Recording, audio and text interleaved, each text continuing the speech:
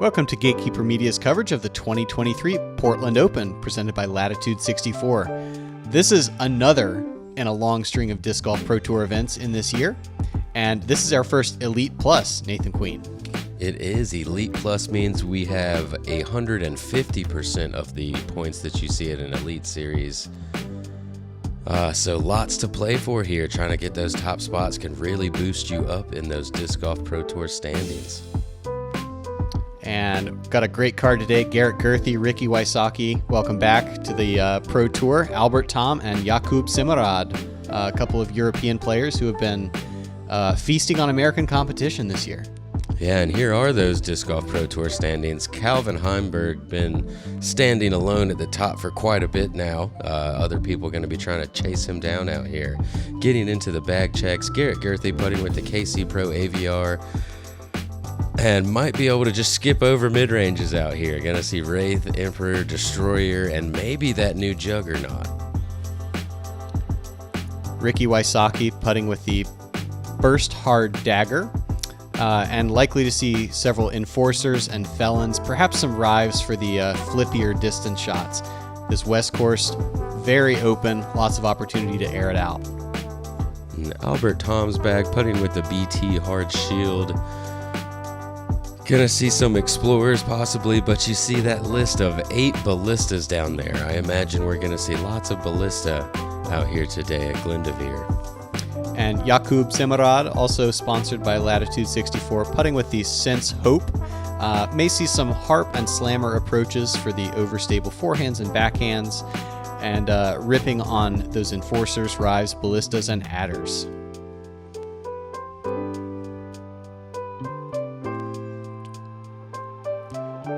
And Nathan, this West Course measures in around 10,600 feet. We'll start it off on hole 1 with a par 4 at 741 feet.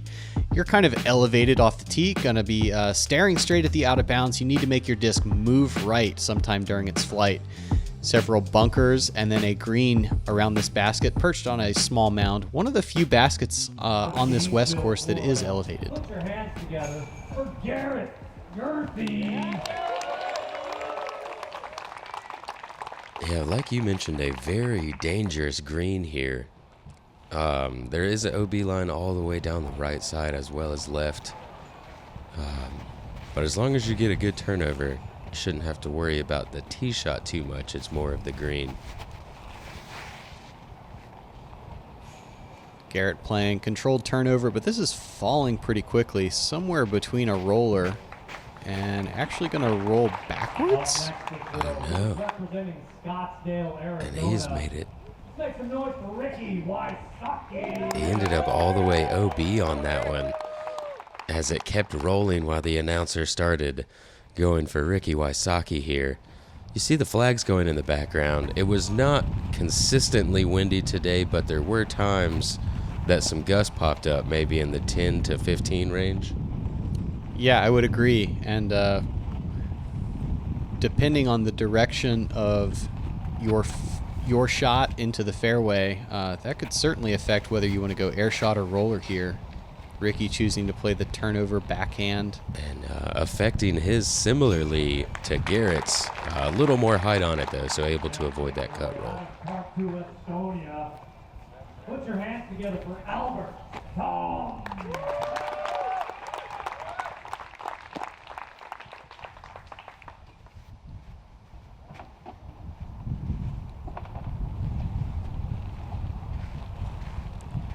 Albert definitely known for his distance capabilities, both forehand and backhand.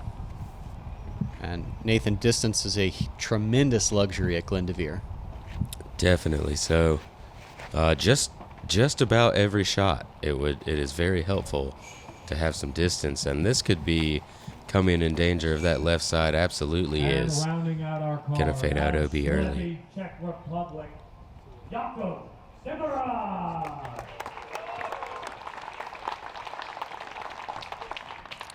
If you haven't seen Jakub throw before, he's a little guy who packs a huge punch. Puts his full body into the shot. And you could just kind of tell he's a bit smaller in stature than the other guys. after seeing all of them, but gonna have the best tee shot, it looks like, of the group. Yeah, by far a good read to hang it out wide right with plenty of height, or wide left with plenty of height to continue turning. Garrett, most likely over 420, 430 here. Gonna be difficult to attack this green, but it looks like he is being aggressive. And that's going to fall in pretty much pure layup territory, likely a little turnover shot, possibly the appearance of a Halo Sonic. Wysocki from the fairway, able to go forehand. And this is kind of sculled low. If it carries over that bunker, it could skip good. But there's another bunker back there as well. Ricky always knows how to find those in-between zones. He's going to have himself a birdie look. And not much danger behind the basket where he's at either. Yeah, finding that narrow landing strip provides him with clean access. Albert. And looks like he has just dipped into a hazard bunker over there, actually. So he will be playing it from his lie with a stroke penalty. yeah, like many golf courses, we're utilizing some of their built-up structures as our challenges. So greens are always going to be out of bounds. Bunkers playing as hazards. You play it where it lies. And not to overlook, great upshot by Jakub. Yeah, who was so far down the fairway, it almost made it look like he was throwing a third shot there. Good touch by Double G. He should be able to collect his bogey 5. Wysocki for birdie. And there is our first birdie of the day. Might as well go ahead and shout out our first eagle of the day. Dallas Garber able to throw in the 2 to start his round here on hole 1. Not something I don't think we'll see that tomorrow. No, it's going to take something close to 300 feet to get it in. Not something you count on. But a couple birdies here. And Ricky Wysocki coming off that Cascade Challenge win last week. Sure seems like he's in pretty good form. Definitely not a bad showing at Beaver State. Wins his second event. Starts with the birdie here. I'm sure he'll look to keep it rolling. Right into hole 2, 460-foot par 3. Does play quite a bit downhill. You've got 2 options off of the tee. The gap that the drone went through is going to be a righty backhand gap. There also is a more open but still low ceiling gap on the left side.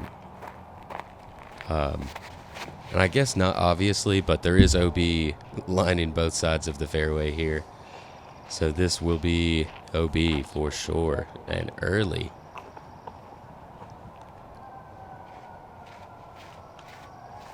Yeah, pretty bad error by Wysocki. He's going to have something close to 250 on his approach shot. Jakub trying to play the inside flex line. Gets tagged down early as well. Garrett, I believe this is Wraith Roller coming. Yeah, this Cheshire Cat's been around for a while now. I don't think it's going to take a whole lot to get that thing turning over. He lays it down early, ensuring that it's going to come back in bounds, but that's going to burn out into layup zone. Yeah, something kind of strange about this hole. Since it plays downhill, you kind of want to throw your nose angle down, but what I experienced was if you get it down, it pushes down and then hits the ground and stops because this grass doesn't skip well. And if you don't get it down, then you lift up and hit those branches. But Albert has gotten that nose angle just right. And it's incredible to me how far his forehand goes. 470 feet. He's going to have a nice birdie look. And as you noted, downhill, but such low effort to put 400 feet of power on the shot. Jakub going to go backhand hyzer and gets bogged down in the grass a little bit, but should be near circle's edge for his par save attempt. Wysocki's third. And this is going to run to the right of the basket, but as a Wysocki will do, it's going to roll the opposite way of what I thought. Yeah, he just parked it, Going to tap in a bogey to even his round back out. Garrett, easy up and down there for his par.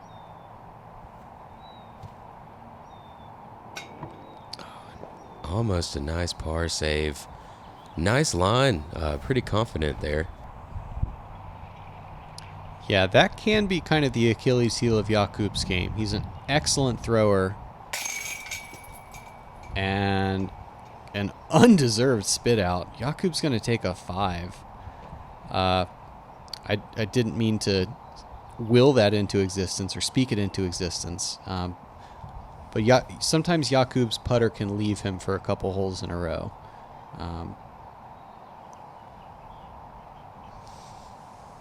Albert Tamm to get on the board with a birdie.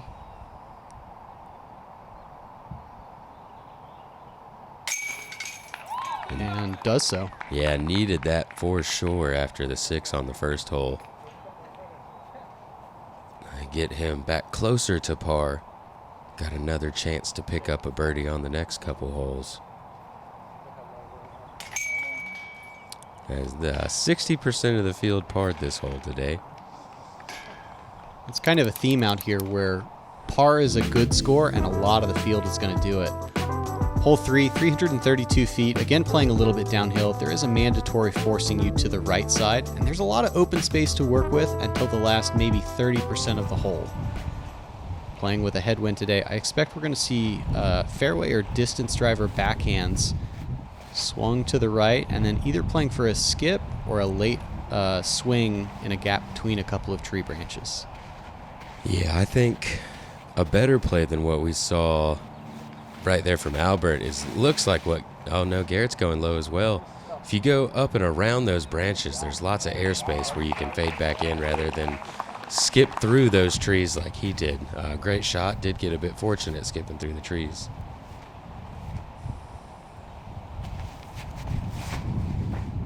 Wysocki also going to do the same, and just a dead skip. Does get near circle's edge.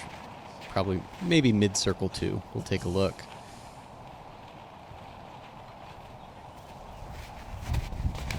And Jakub also with the low line. Yeah, I'm pretty surprised with that, honestly. You can't see that airspace from the tee, but I definitely thought we would see some people go up there today. Albert going to push to the backside, and that's a good play to be on the upwind side of the basket. And Ricky's pushed that one a bit past. Jakub going to try to get back on track, and again, on line, just a bit high. Yeah, valiant bid. And double G. Also going to miss high. Yeah, sometimes it seems just similar things happen to people on the card. The power of suggestion. Yeah. Wysocki in for his par. Looks like everybody else is going to be relatively close, able to do the same. As Tamm in. And along with most of the field, 67% of the field took a par on this hole today. And that's pretty surprising to me, given that this is one of the least dangerous holes on the course. You know, Well, maybe only 332. Sorry, maybe everybody decided to be left-handed.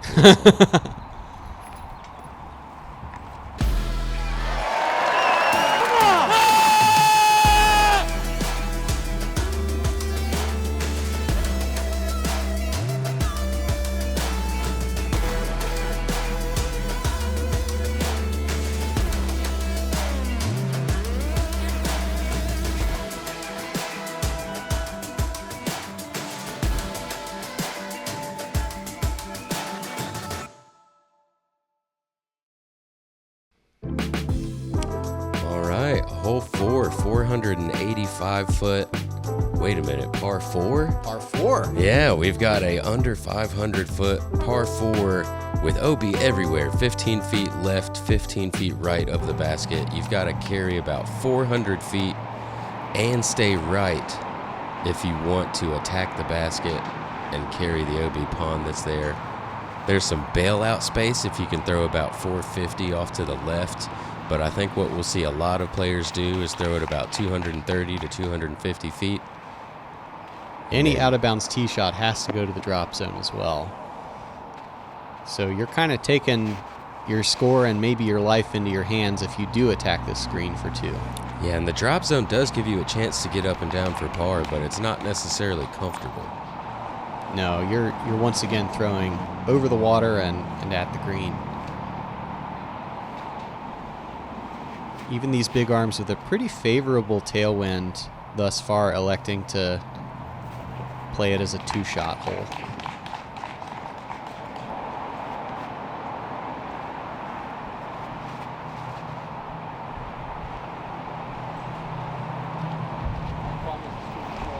And well done by Jakub. Albert's going to be a little further back than everybody else. Yeah, that cart path that Jakub got to is just about 250, so he's pushed that mark very well. This forehand is going to have to carry the bunker and then run across the green. Albert does so very nicely. What a nice shot. More difficult, I feel like, to approach with that forehand than it is the backhand when you're throwing the low-speed disc, because you can fade into the hill like Ricky is doing here, and it makes your disc sit down better. Well demonstrated.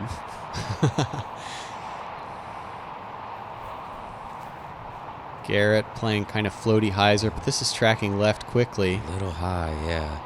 And if you're going to go out of bounds here, I think the meta is you have to do it pin high. You don't want to be early or late. Yeah, pin high and on your strong side. So a right-handed person, that would be the left side. That way you've made your distance, and it makes your par putt at that point relatively short. Garrett from outside circle 1. Yeah, comes up just a bit short left side. Gonna go ahead and card another bogey on the round. There's a putt that goes in for Jakub, able to get himself back to even after a double bogey on hole 2.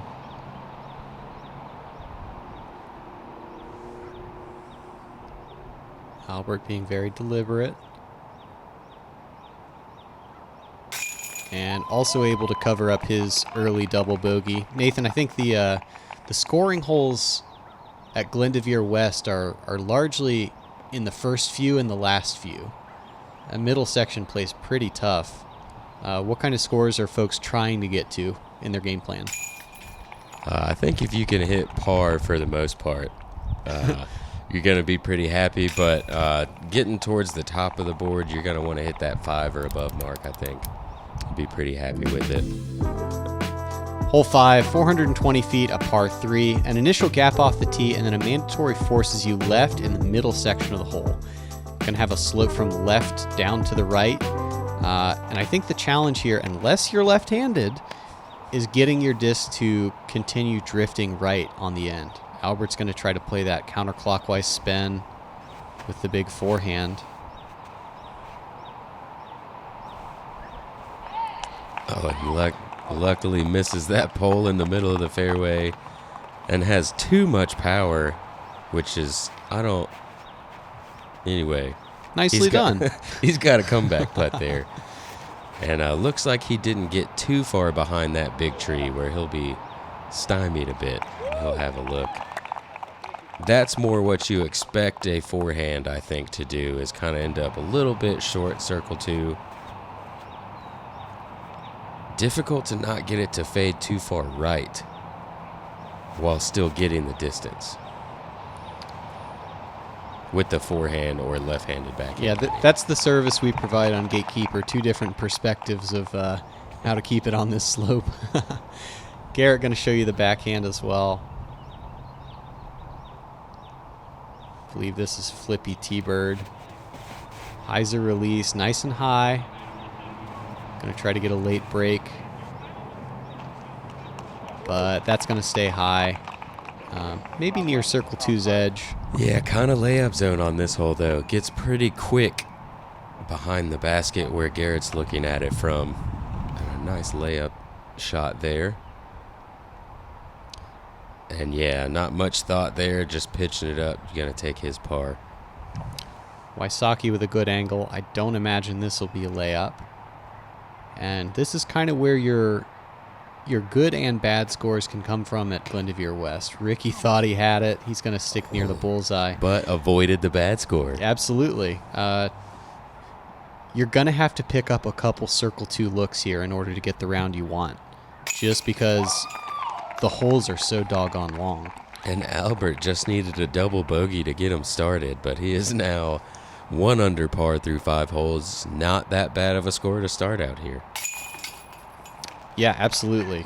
Just kind of keep it moving. Don't give any more back at this point. So that lone birdie and then 3 pars.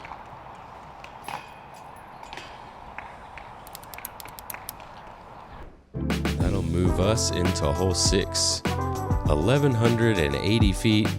You'd like to get your drive about here, so if you're efficient with it, can throw a roller up this hill and try to get to the top of it where you'll have the best chance to attack this basket. If you don't get to the top of it on your second shot, gonna be pretty difficult to get yourself the birdie, as you've got a pretty steep slope for your run up, and you can't see the basket either. Yeah, a lot going on. This tee shot pretty critical. Albert's going to have to turn that over and move right and then glide out. He's made enough so that birdie remains in play. He just needs to chunk one up the hill pretty good on his second. Which I find very hard to do. Yeah, Glendoveer West, kind of an aspirational design, I think. Disc Golf Pro Tour seeking the biggest throwers with an opportunity to air it out and throw some full power rips. Wysocki in good shape. Yeah, that's about 150 feet past where I said you would like to land. Jakub, this is pretty low and burned. Yeah, doesn't quite get up to that mound that you want to make it over. If he's got a big roller, he may be able to pull birdie off, but almost out of position now already. And Garrett, he makes that gap look so huge, just splitting the center of it and then drifting right and gliding out. And those 2 drives, Garrett and Ricky, if they choose to, I believe have gotten far enough to not throw roller if they don't feel like it on that second shot. Should be able to get to the top of the hill. A lot like some of the toboggan holes at D-Glow. There's a shelf a little below the top here. You'd rather be on that and short than a little bit further and have a terrible run up. Albert's hung this out pretty far right. There is an out-of-bounds line and a mandatory over there, but successful. Yeah, it's strange to me. It looked like he was kind of aiming that way. Like, it didn't look like that was too much of a mistake. But it just puts him closer to danger over there.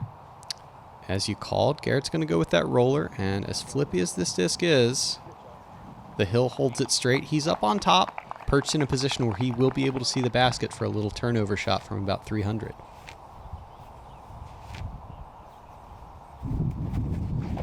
And Ricky is going to choose to go air shot. And a miss, in my opinion. I agree that it is a miss. He still might be far enough to be able to see the tee, but is going to have like that 380 maybe into the pin and a bit of an uphill. Jakub throws the roller, but looked a little slow and then burned over to the right. He'll be in layup zone, still par in play. Wysocki with the big forehand, barely crests the hill and then is floating to the right. And wow. Wow. Yeah, he was far enough down. He wasn't able to see, just from the angle of that disc, it definitely traveled far enough up. He could not see the pin from there, so makes it even a better upshot than it already looked like.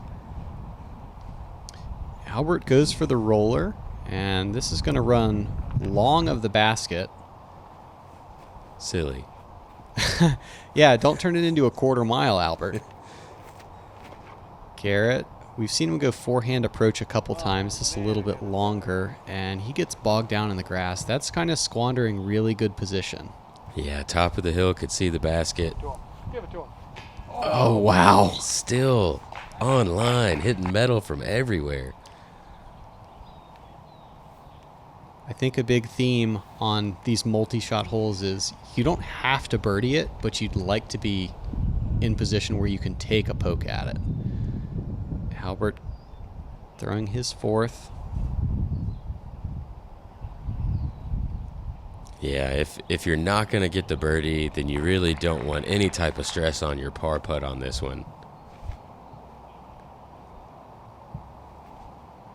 And Ricky's going to stick it, moving himself to 2 under. Yeah, he's one of a surprising number to me. 28 players did take the birdie on this hole today out of 109. This hole probably plays about 1,350, 1,400 feet with that uphill slope there. Not much danger as far as OB goes, but that's still a surprisingly high number of accurate shots to me. This hole averaged under par today. And I also see 96% fairway hits. That's the way to pack them in, because some of the par 3s aren't going to have that fairway hit stat. Albert for his 5 after Garrett and Jakub able to convert.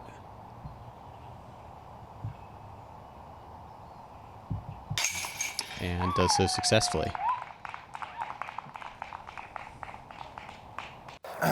This is the new up to ice orbit. Look, at this very nice thing. tingling.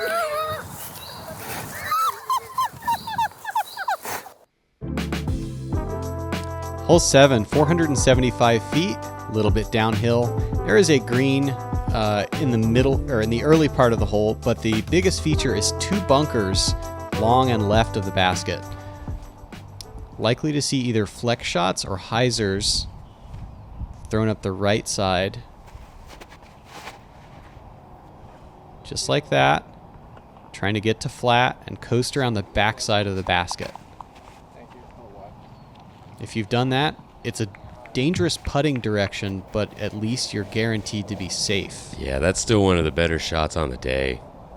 Regardless of what you could see or not, he's probably one of the closer shots of the day on this hole. Albert making the critical error and going to throw it directly into the first tree. Still has nearly 400 feet of approach. Will be able to see the basket.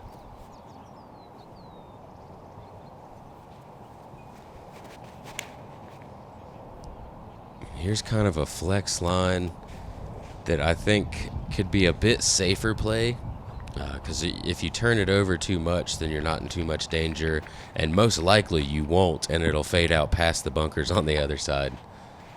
Should be able to get up and down for par. And Garrett wants no part of the gap. He's just going to throw over, and he's following about where Ricky is, but should have enough time to fade back as well. Kind of clatters into circle 2 on that big leaf maple. Yeah, if you've got it, why not? Just throw it down there and try to crash them.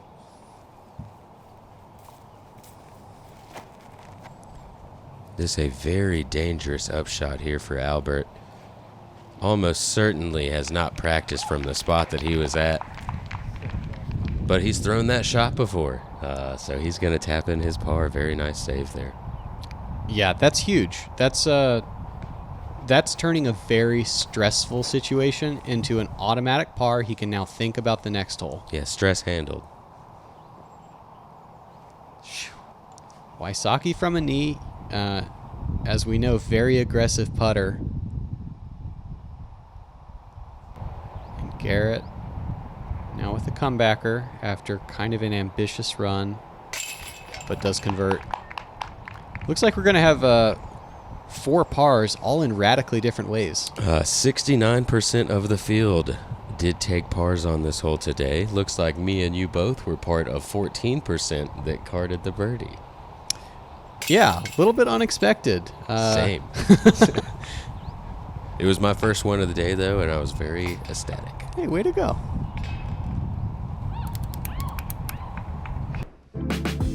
Brings us into hole 8, a hole I will most certainly never take a birdie on. A 632-foot par 3 with a Mando down here late on the left side. You guys know what to do on this one. Yeah. BOOSTIT.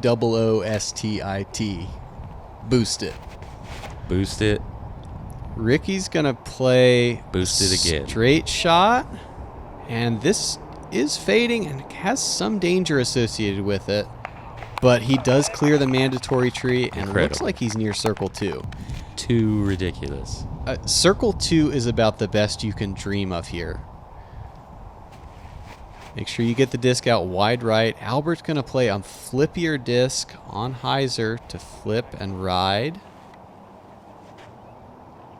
But look how hard that they have to fade at that point. He gets it into inside 100 feet for sure. Yeah, I think those trees were right about 70, so 70 to 80, just outside circle 2. Also a very good shot, should be stress-free par. And I like this more than the hyzer release. Trying to play a force over, knowing that you're putting it right and that the fade is going to be muted by your initial release angle. And Double G, one of the elite distance throwers of this generation. Wow, look at that late flip. What a shot.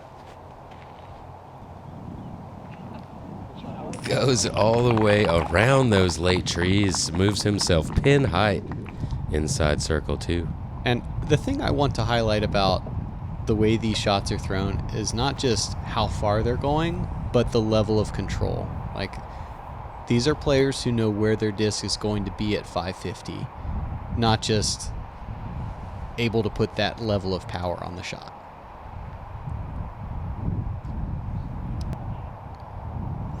As you can tell, because they're all kind of bunched around these trees and not off to the right because they turned it over too much. Ricky Wysocki gonna go ahead and card his birdie there. We take a look at that Gatekeeper rewind.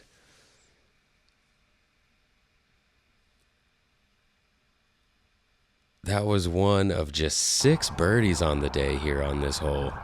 Let's see if Garrett's able to be another one. And coming up just short. Good effort for G. Albert with his comebacker.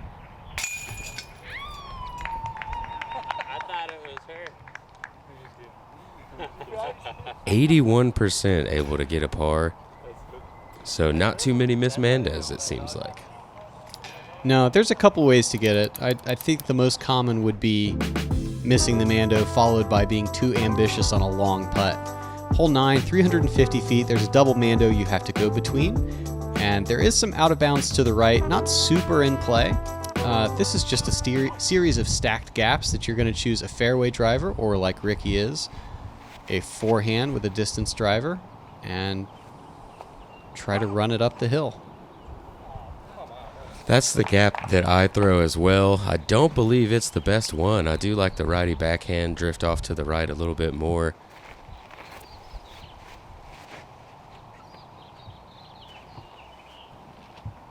But he got up there nicely. Albert gonna catch some late trees, most likely put himself in the par zone. But with the uphill slope, we'll be able to run that fairly safely.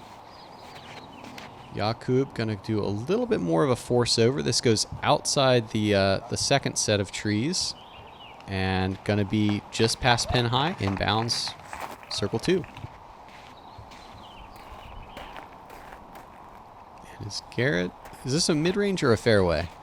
It looks like mid-range to me. Probably Color Glow Rock 3. And that's good on every fairway in the world. Straight down the middle. Just what you want.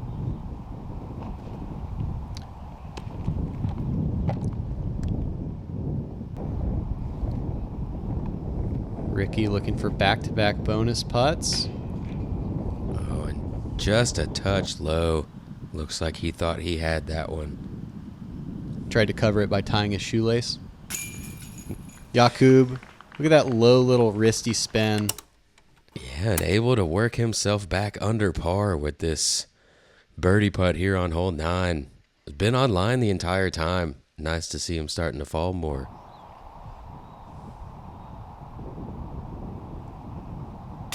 And Garrett able to cash in, getting himself to 1 over on the round.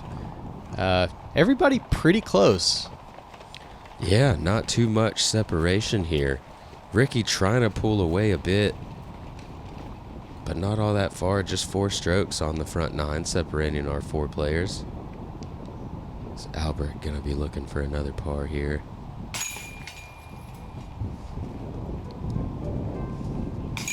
And we thank you so much for joining us for this round 1 feature card on the front 9 at Glendoveer West. You see Ricky's got himself a top 10 spot at only 3 down, and Jakub and Albert hanging inside that cash line at 1 down. I know that's a long way off to be thinking about cash line, but it's still meaningful. Yeah, we've got cut line before cash line. Absolutely, absolutely. 8 down at this point, the mark to hit, and some other folks still out on the course. We hope you'll join us for the back 9 of this round 1 feature card. Out here at Glendoveer West, we look forward to seeing you guys out there on the back 9. For Andrew Fish, I'm Nathan Queen. We'll see you guys out there.